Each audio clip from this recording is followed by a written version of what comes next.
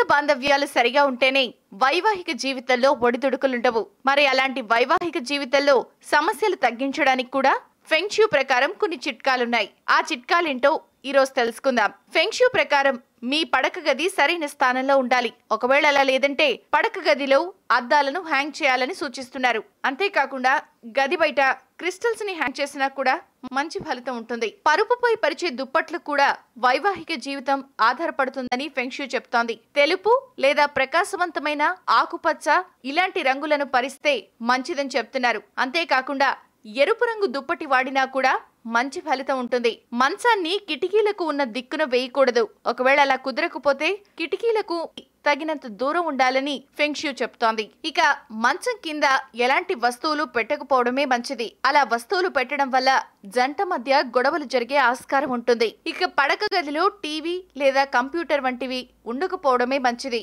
వీటితో negative energy వస్తుందని ఫెంగ్ shoe చెప్తోంది. ఒకవేళ ఉన్నా కూడా వాటికి క్యాబినెట్ వంటివి ఉండాలి. పడక గది గోడలకు లేత రంగులను వేయడం మంచిది. ఎరుపు రంగులు వంటి వాటిని ఎట్టి పరిస్థితుల్లో వేయకూడదు.